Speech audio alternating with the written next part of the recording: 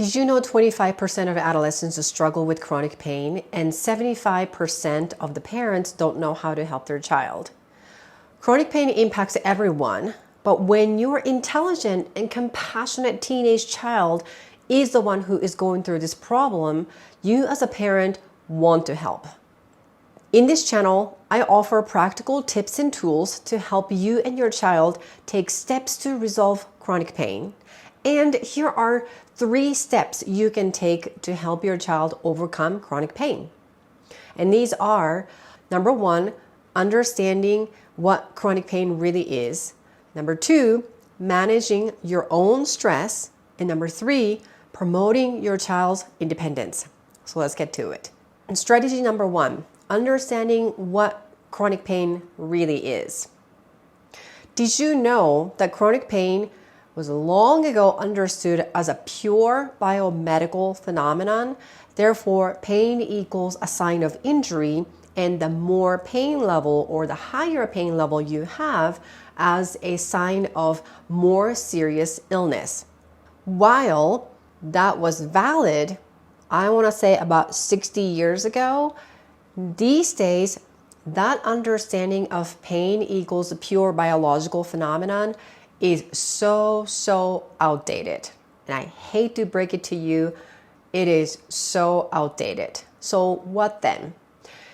Chronic pain is understood as a biopsychosocial phenomenon. And this has been around for, I would say, at least 20-30 years. And so if you believe that chronic pain is really about biological condition and only biological phenomenon, then you're kind of sort of relying on this dial-up, to access internet as opposed to using 4G or 5G or more advanced technology because you're so stuck in that old idea, right? So hear me out. What is a biopsychosocial phenomenon? Well, as the name it sounds, there are 3 prongs to it: biological, psychological, and social component. So biological component of chronic pain includes things like injury, illness, IQ, temperament, family history, anything that is genetically oriented. And it could be also a lifestyle, such as eating and sleeping and exercise. Those are all biological phenomenon. Now, psychological condition is not just about, it's all in your head. By the way, whenever people say it's all in your head, me as a psychologist, it is cruel, it is invalidating, and it is quite frankly maddening because it is so not the case.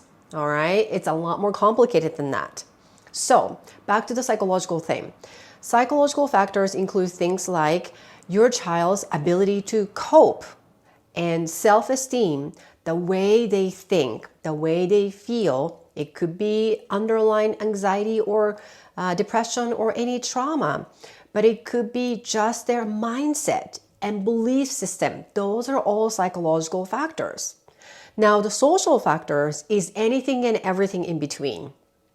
It is school, family, friends, extracurricular activities, hobbies, cultural expectations, anything that is surrounding socially, like pandemic or any big things that's happening around you and or child.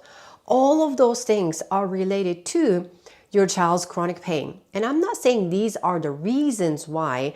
I'm saying that these can be a very strong contributing factor. Any of these combinations or all of them. Okay, so chronic pain is once again biopsychosocial phenomenon, and it is not a biological phenomenon anymore. So you as a parent and the teen must understand what chronic pain is, which is a biopsychosocial phenomenon. Okay, so that is number 1 thing that you can do to help resolve your child's chronic pain to begin with. Strategy number 2. Parents' own stress management strategies. Okay, so I want to talk about the parents' emotional reactions and how that impacts your child's pain level. There's a famous study that was done by researchers. What they did was they looked at kids playing at the playground. And whenever they fell, what they did was they immediately looked at their mom for their reactions. And whenever the mom reacted as if the falling incident is the end of the world and, oh my gosh, are you okay? Oh my gosh, oh my gosh, oh my gosh, that kind of reactions, then guess what? This child ended up crying. As opposed to when the kids look at the mom, same thing, they fall and they looked at the mom and the mom are like so nonchalant and then they're like, oh, you're fine. It's okay. All right, no big deal. Keep playing. Then guess what? Then kids didn't really cry. And in fact, they just picked up themselves and then just played. So this research really shows how child is going to experience an event largely depends on how parents are reacting to that event.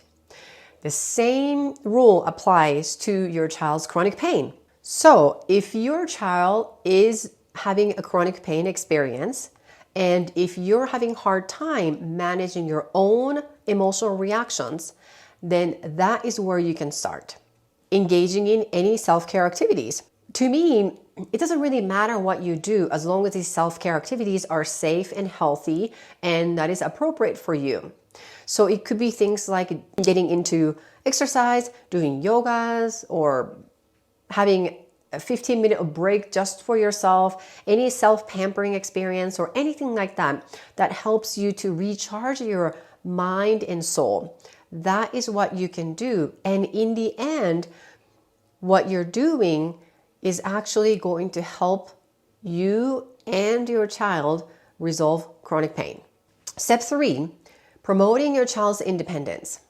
So let me talk about adolescence' unique developmental phase.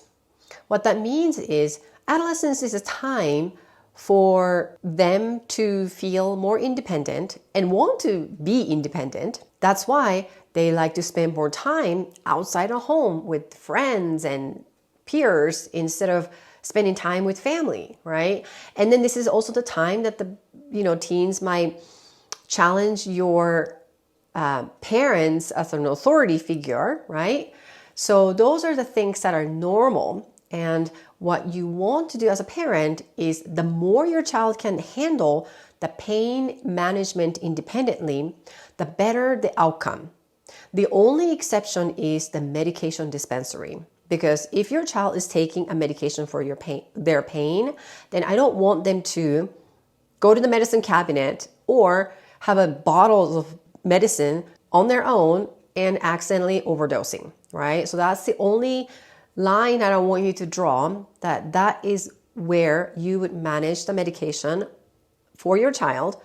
But everything else, if your child can manage, that would be awesome, okay? So what if your child comes to you and complains about the pain? Because I get this question a lot, and don't worry, I got you covered. So what you want to do is basically punt it back to your child. So what does that mean?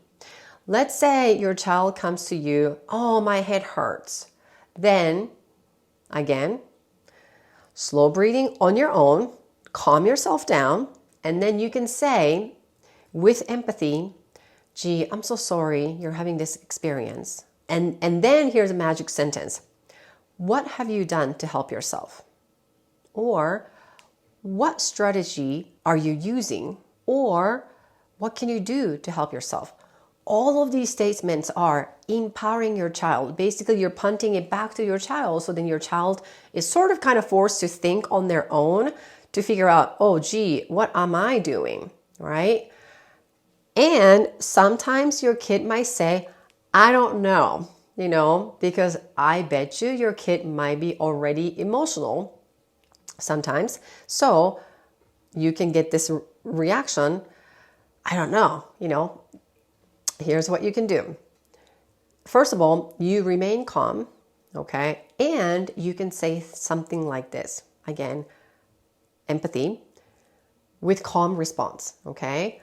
I'm so sorry. You sound frustrated. Do you want to calm down first? And then we can chat later. Or you can say something like, why don't we take a break and we can regroup in a few minutes. Okay? So those are the things you can say.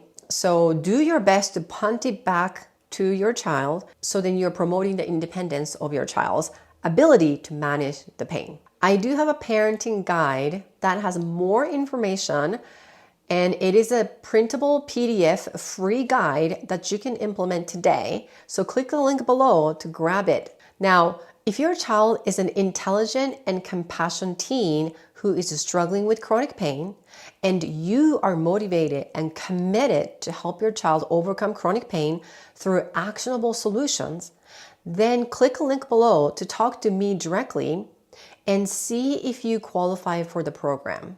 Thank you so much for watching this video to help your teenager overcome chronic pain, and I will see you in the next video.